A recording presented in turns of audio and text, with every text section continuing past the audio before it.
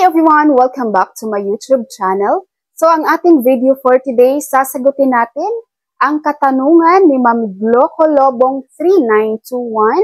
Ang sabi niya, saan po ba pwedeng mag-apply ng seniors pension? So ang tinutukoy niya dito guys ay ang social pension para sa ating mga senior citizen.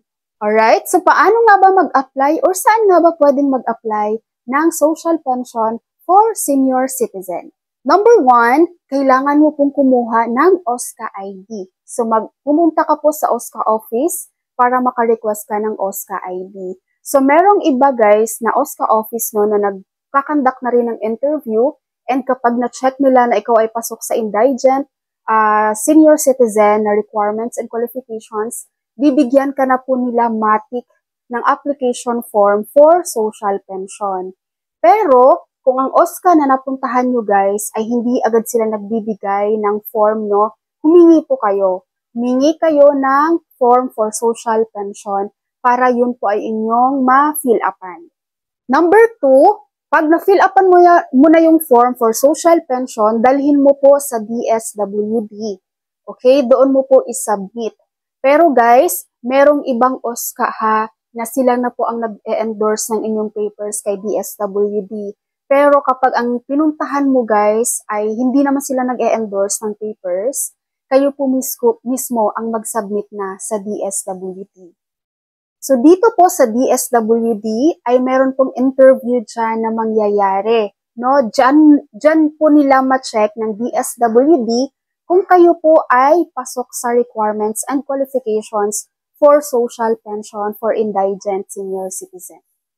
So dito magkakaroon sila ng verification, house-to-house visit, no? At dito sa DSWD, maaari po kayong hingian ng barangay certificate for indigent. Okay? So meron pong, like for example sa Pasig guys, nanghihingi po sila ng barangay certification for indigent, yung mga senior citizen na nag-apply for social pension. So alamin nyo dyan sa area nyo kung ano nga ba ang requirements or documents na kailangan niyo pong isubmit bilang patunay na kayo po ay qualified para sa social pension for indigent senior citizen. So during the interview, tatanungin po kayo dyan guys regarding sa inyong family background. Ano bang trabaho ng mga anak nyo? Pensionado ka ba ni SSS, ni GSIS?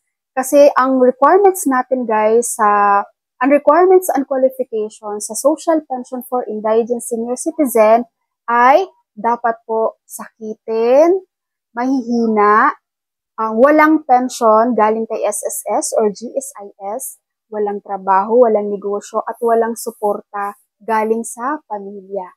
Kaya guys, yung iba na mga senior citizen na nag-apply sa social pension, once na nalaman ni DSWD, may negosyo naman pala to, suportado naman pala to ng anak from abroad, no? May teacher naman pala tong anak na nagsusupport sa kanila. Hindi na po nila yun sinasama sa listahan. Dinedecline po nila yun. Okay? Kaya ingat-ingat kayo guys doon sa mga sasabihin ng informations during the interview with the DSWD. And then number 3, ang pinaka-importante sa lahat guys, hindi natin masasabi kung kailan kayo makapasok sa social pension. Kung kailan kayo masama sa listahan na makakatanggap ng social pension. Bakit? Dahil sa social pension for indigent senior citizen, meron po itong mga slots lang per area sa buong Pilipinas. Per lugar sa buong Pilipinas. Kung ilan lang yung slots. No? At kapag puno yung slots na yun guys, kayo ay mapupunta sa waiting list. No? Dito sa waiting list, hindi po kayo kasama kapag nagbibigayan na ng social pension para sa mga indigent senior citizen. At kapag merong slots na mababakante, tsaka ka po mag-move ngayon papunta sa listahan mismo, sa existing na social pension list ng ating mga indigent senior citizen. Kaya ang dami pong mga indigent senior citizen dito guys, na na-approve na sila. Pero kailan pa sila nakatanggap? After 3 years, after 5 years, ganun katagal ang pinaghihintay nila guys bago sila nakatanggap ng social pension. Saklap, no?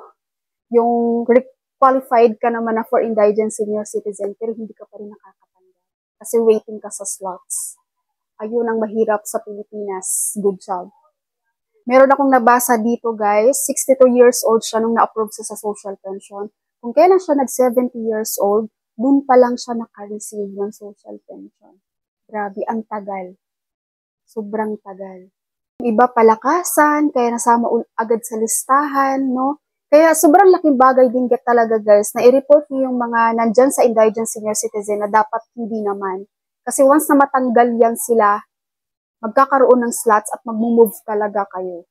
No? Yung mga hindi naman qualified dapat, pero nandun dahil malakas kay chairman, malakas kay DSWD. No? Kaya dapat yan sila talaga nire-report para matanggal sa listahan. Alright? So if you have questions guys with regards to this video, just comment below. Thank you so much for watching everyone. God bless you all.